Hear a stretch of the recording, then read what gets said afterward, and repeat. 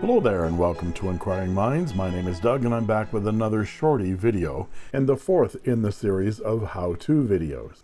I'm going to keep these short and to the point.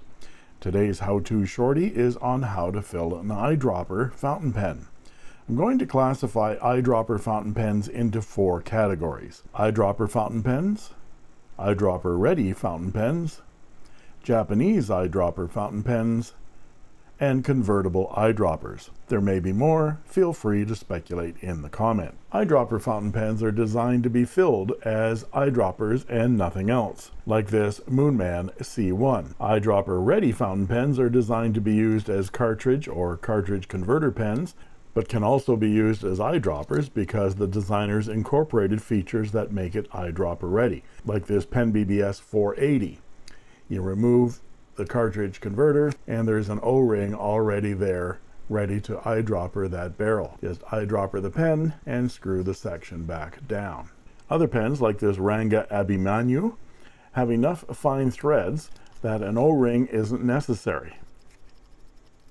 Just remove the cartridge converter, apply a liberal amount of silicone grease to those threads, fill up the barrel and screw it back down again, and you have a very large ink capacity. A Japanese eyedropper is a style of pen, not the country of manufacture. So when I say this Majon C4 is a Japanese eyedropper, please refrain from sending me notes telling me that it's made in China. I know. You'll force me into replying that you are. Is because you're a dumbass. A Japanese eyedropper, like this Opus 88 Bella, has a stopper rod that can be engaged or disengaged to plug up the section of the pen. This rod has nothing to do with filling the pen. Unscrew it to unplug the section and allow the ink to flow.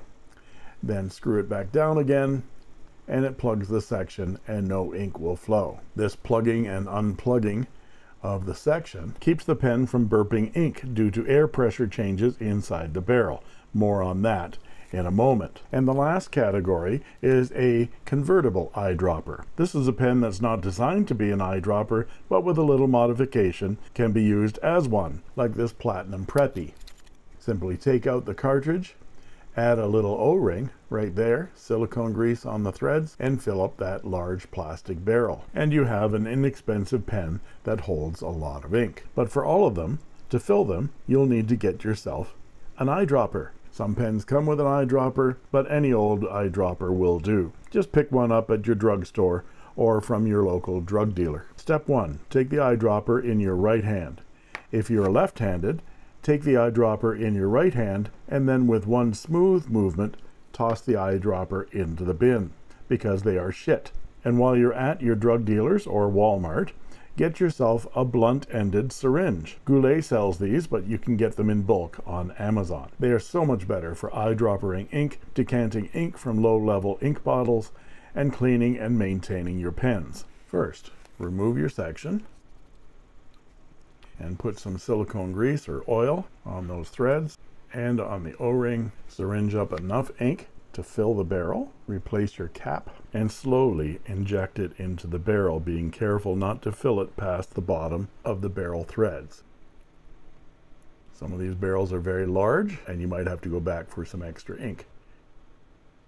There, just to the bottom of those threads. You need to leave some room for displacement. Archimedes may have yelled Eureka when he discovered displacement, but you'll be yelling something else when you have diamine writer's blood all over your shorts. Fuck! Then, keeping the barrel up, screw the section back down onto the barrel. Keep an eye on that to make sure no ink starts seeping out. Now invert your pen nib down and wait a few moments. Patience is a virtue. That ink has to travel from there all the way through the section and feed to your nib. The advantage of an eyedropper is the huge amount of ink they can hold. The disadvantage is that a huge amount of ink can end up erupting on you like Vesuvius. This is because air compresses and ink does not. This is the science of hydraulics and how liquid can be used to generate great forces to operate heavy machinery, for example. If your eyedropper pen is completely full of ink with no air in the system, no amount of temperature or pressure changes around the pen will cause the ink to spill out. However, introduce some air into the system and the air will compress or decompress with temperature and air pressure changes around the pen, causing it to contract and expand. And when it expands, the ink needs to go somewhere, and that is usually into your Sergio Valenti jeans or all over your Air Jordans. So the key is to keep your eyedropper full of ink. Of course, that's ridiculous because you got the eyedropper so you wouldn't have to be constantly filling your pen. So here are some preventative measures. Eyedroppers expel ink in 3 different ways. 1. They spit.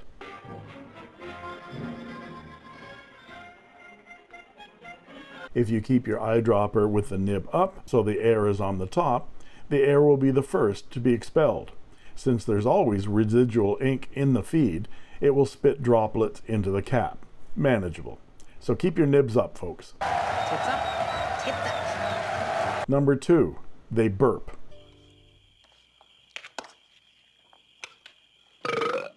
If your eyedropper is horizontal or vertical, like when you're writing, and it has a good amount of air in the ink chamber, then just the warmth of your hand will cause the air to expand and it will burp out a nice blob of ink while you're writing that love note to your sweetie. And we all know how embarrassing premature blobbing is.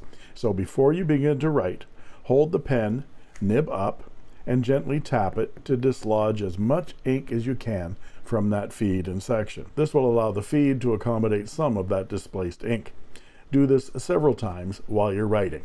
Write, hold it up, tap it, write again. Number 3, they vomit. This is when you've put your half full of ink eyedropper in your pocket during a flight. When you reach your 25,000 foot cruising altitude, you pull out your eyedropper to write that all-important list of things that you want to remember to forget you did on your trip to Vegas. Unbeknownst to you, because you are, well, Dumbass. the air in your eyedropper is still at sea level pressure and not the pressure of the cabin of the aircraft. You distractedly opened your cap of your pen and promptly dumped 3 milliliters of Emerald of Chivor on your Birkenstocks. To prevent this, make sure your eyedropper is full of ink before takeoff and only open any fountain pen on a plane when you've got it pointed up and it is swathed in a couple of first-class cocktail napkins. You've been warned. Of course, the best thing to do is to get yourself a Japanese eyedropper if you're going to do any air travel with a fountain pen. Vac fillers are good for this too. And there you have it. Thanks for watching. I made this.